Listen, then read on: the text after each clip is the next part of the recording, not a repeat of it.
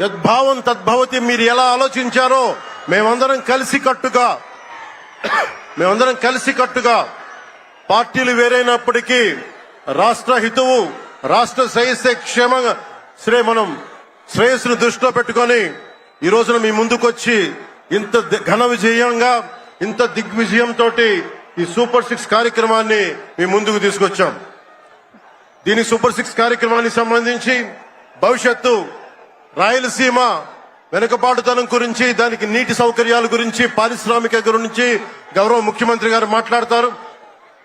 నేను మీ చెప్పదలుచుకున్నది ఒకటి, ఆరోగ్య బీమా పథకం సాకారం కాబోతుంది.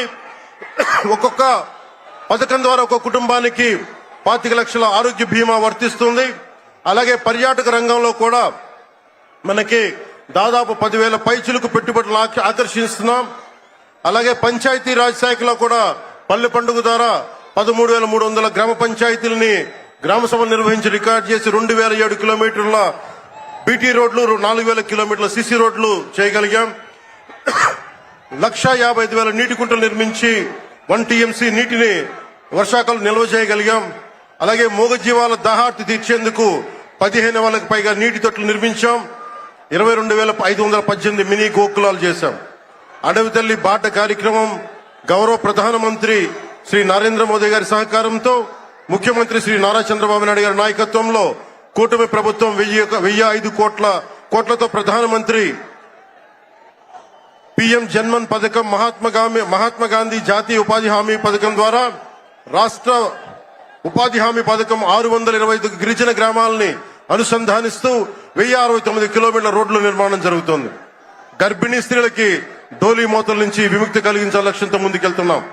7,910 కోట్లతోటి జల్ జీవన్ మిషన్ కి ప్రాజెక్టులు చేపట్టాం. అటవీ విస్తారాన్ని పెంచే లక్ష్యంలో 1 కోటి మొక్కల నాటే కార్యక్రమానికి శ్రీకారం చుట్టాం. కర్ణాటక ప్రభుత్వానికి నుంచి సహకారంతో 4 కుంకి ఏనుగులను తీసుకొచ్చాం. అలాగే శాంతి భద్రతల పరిరక్షణ వ్యవహారంలో భేదాలు చూడకుండా ముందుకు వెళ్తామని శాసనసభ సాక్షిగా గౌరవ ముఖ్యమంత్రి శ్రీ నారా చంద్రబాబు నాయుడు గారు స్పష్టం చేశాం. నేను అదే మాట చెప్పాను. ఆ మాట కట్టుబడే ముందుకు వెళ్తున్నాం. శాంతి భద్రతలకు ఎలాంటి ఆటంకం కలగకుండా ఉన్నప్పుడే రాష్ట్రంలో పెట్టుబడులు, పరిశ్రమలు వచ్చి యువతకి ఉపాధి, ఉద్యోగ అవకాశాలు లభిస్తాయి.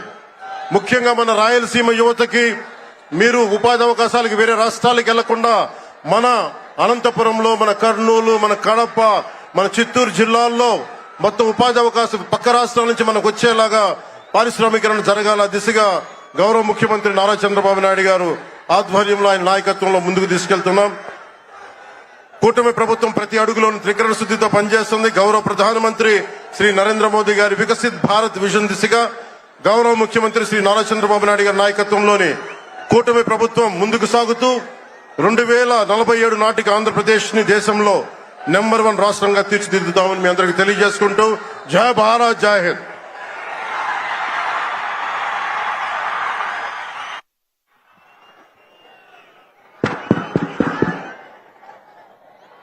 ఈరోజు ఈ సభా కార్యక్రమంలో పాల్గొనాల్సినటువంటి 2 వ్యక్తులు రాలేకపోయారు. యువగళం నాయకుడు, యువతరాన్ని నడిపించినటువంటి నాయకుడు శ్రీ నారా లోకేష్ గారు ఈ సమావేశానికి ప్రధాన వక్తగా రావాల్సింది. అయితే నేపాల్లో చిక్కుకుపోయినటువంటి తెలుగు వాళ్ళని కాపాడడం కోసం గౌరవ ముఖ్యమంత్రి గారి ఆదేశాలతో ఆయన అమరావతిలోనే ఉండి ఆ కార్యక్రమాన్ని పర్యవేక్షించడం వల్ల రాలేకపోయారు. మరో వ్యక్తి మన అఖండ బాలయ్య గారు రావాల్సింది. ఆయన అనారోగ్యంతో ఆయన ఆగిపోవాల్సినటువంటి పరిస్థితులు వచ్చినాయి. చివరిగా బాబు దయచేసి మీరు 10 మంది కలిసి సమావేశాన్ని డిస్టర్బ్ చేయొద్దు. మీరంతా మన కూటమి సభ్యులు. ఈ సభ మనది, విజయవంతం కావాలి. దయచేసి జెండాలన్నీ దించండి ప్లీజ్. అంతా మనందరం కలిసి పనిచేసాం కదా, ప్లీజ్ దయచేసి దాన్ని దించండి. మీ హుషారుని అర్థం చేసుకోగలం దయచేసి.